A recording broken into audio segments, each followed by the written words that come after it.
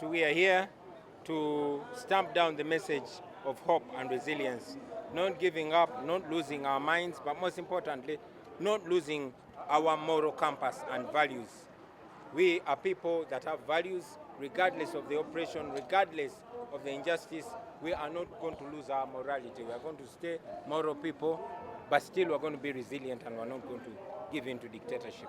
This is a protest vote. We're protesting injustice. We're protesting mass murders. We're protesting abductions, government-inspired violence and all that. We're protesting the corruption. So this is a protest vote that we want people to come out and say no through the power of their vote. And we are confident that we're going to achieve that. The plan is ongoing. The plan is ongoing. We are having leadership all over the country, and we are galvanizing the leadership. These are part of the leaders that we have. So we are on course. I'm glad that it's clear to all and sundry that we are being blocked from reaching the people of northern Uganda, because there's a deliberate effort to send a message that NUP is only in Buganda, or to paint a false picture that NRM has covered northern Uganda. We keep trying all efforts to reach the people of northern Uganda. For example, we are here, of course, under stringent conditions. We are not even allowed to wave to the masses out there. We are meeting the leaders, and the leaders will meet the masses.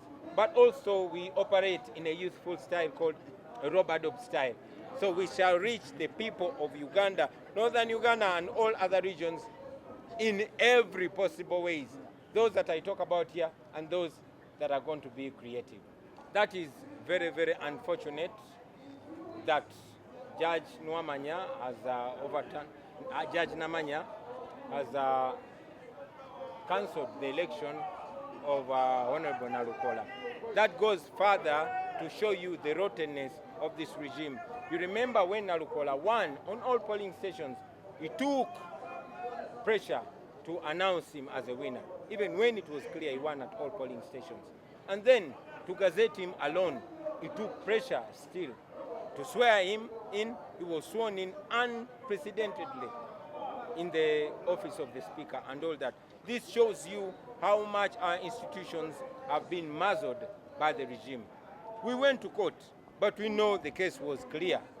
Unfortunately, it has further exposed the judicial system in Uganda, because it was not us, it was not the election on trial, it was the courts on trial, and it exposed itself. Of course, Museveni was so hurt by this defeat in Kawempe. He invested a lot of money, taxpayers' money, lots of billions, lots of violence were unleashed on our people, but we still beat him. What has been done by Judge Namanya does not stop us. He might nullify the election of Honorable Nalukola, but he cannot change the hearts of the people of Uganda, and he cannot stop them from wanting change.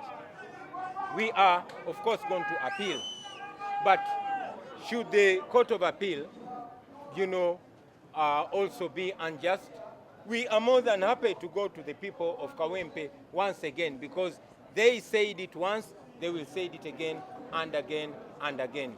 This only shows how rotten the systems are, but also it goes further to show you that the power of the people overrides all that. We are confident that the people elected Honorable Nalukola, and they would elect him again and again and again. Lily, we've got the news of cancellation of the position of Member of Parliament for Kawempe North. It's really absurd. We are wondering how the judge has handled this case.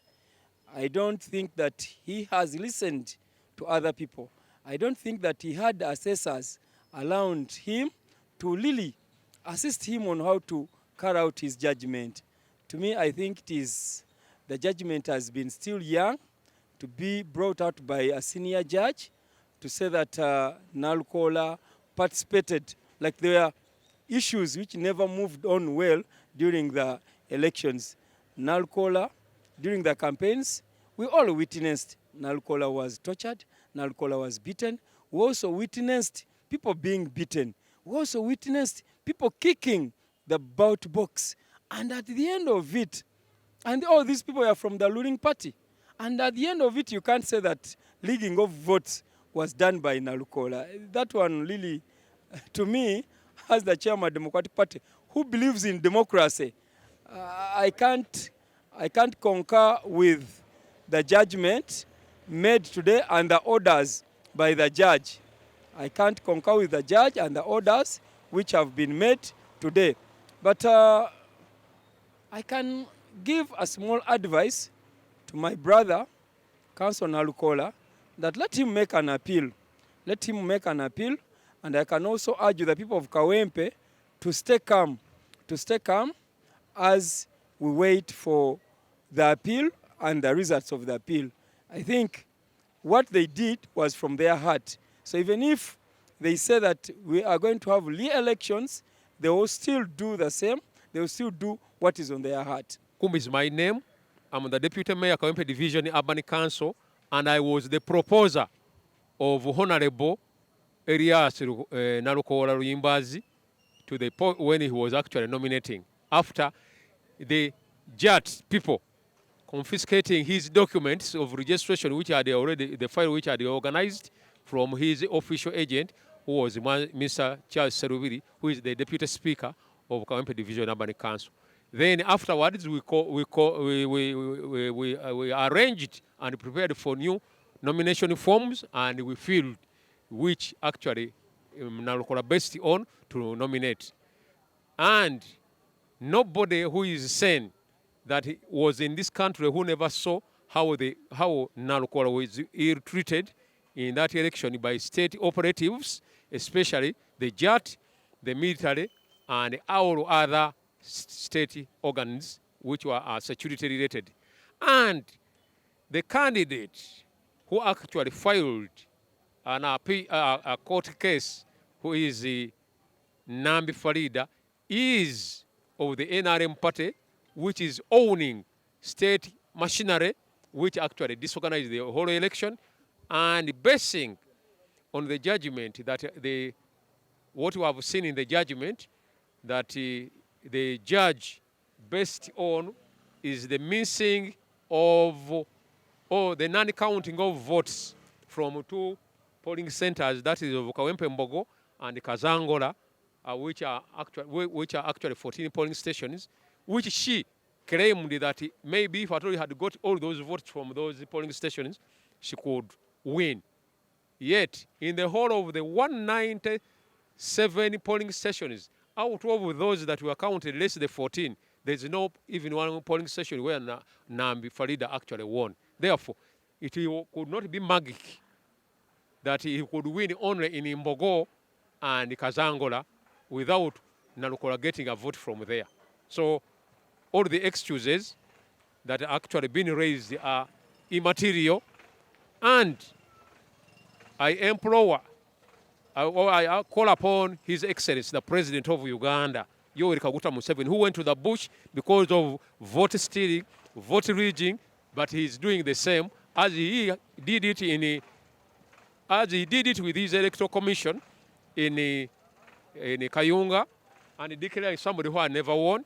And this is what actually is doing for the Kawempe people, because because Nambi had already had no interest in filing the case, but the president said that as the NRM, as a party, we shall file the case whether you are out or not. So Nambi was forced to file, basing on the pressure that was mounted on her by the party chairperson, who is the president of this country. And lastly, much as we are looking at all these unfairness done, we still have hope from our MP to instruct his councils to file an appeal to stay the execution of the judgment that has been entered today. So we expect that and maybe clearly I'm showing the disappointment of the Kawempe people for the ill treatment of their elected members of parliament. The first was Sajirinya, who was arrested, incarcerated for over 2 years. He called for his human right to go out of prison for treatment, but the state refused until they released him when he was totally down, then causing him to die without even representing his people. Now the new MP that has been elected, they are also playing the same tricks to actually not to enable him to represent the people of Kawempe. The same is applicable to Kawempe South, where the MP who is not in prison was taken in the hands of the NRM, and he is not representing the people. So he is disenfranchising the Kawempe people by not allowing their MPs to represent them in the parliament.